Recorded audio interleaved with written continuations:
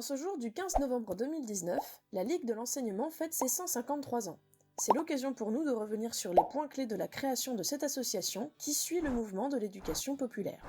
La Ligue de l'enseignement voit le jour grâce à Jean Massé, un pédagogue, enseignant, journaliste et homme politique.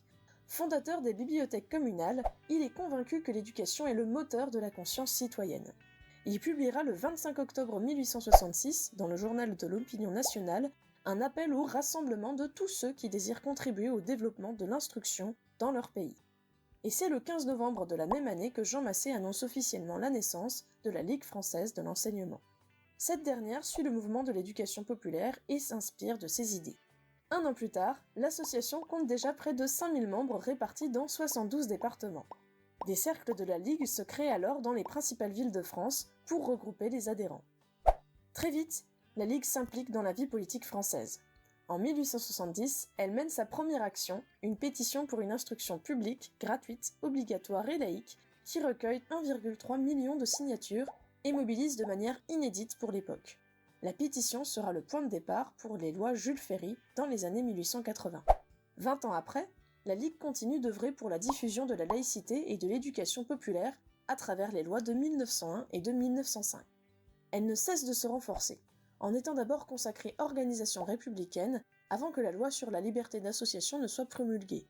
En juillet 1901, la Ligue de l'enseignement devient alors la première association déclarée. Elle continue son combat en créant les UFO, des sections concernant l'art, la technique et les disciplines sportives. Puis vint la création des colonies de vacances en 1925. En s'investissant dans les loisirs, la Ligue devient le double militant de l'école. Mais la Seconde Guerre mondiale freine cette ascension.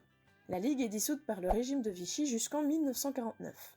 Suite à cette guerre, alors que le pays est en pleine reconstruction, l'État la déclare alors d'utilité publique, reconnaissant son intérêt général pour le pays.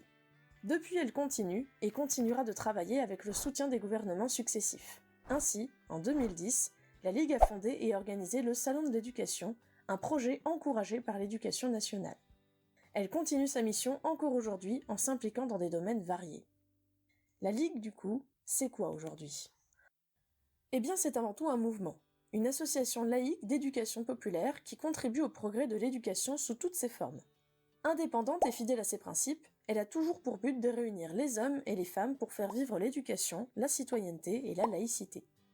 Elle regroupe, à travers ses 103 fédérations départementales, près de 30 000 associations locales présentes dans 24 000 communes et représentant 1,6 million d'adhérents, faisant d'elle la première coordination associative française.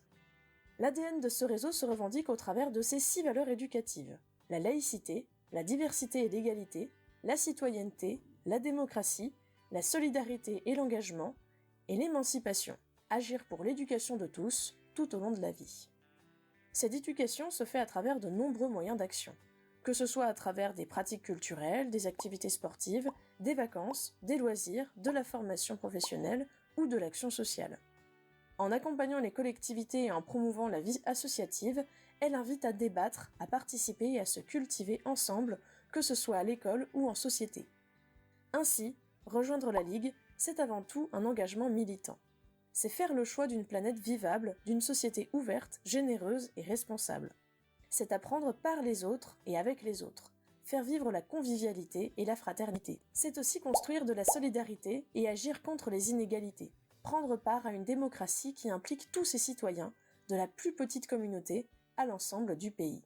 Pour la Ligue de l'enseignement, l'éducation reste sa grande cause, la laïcité son combat de toujours, et la démocratie son idéal.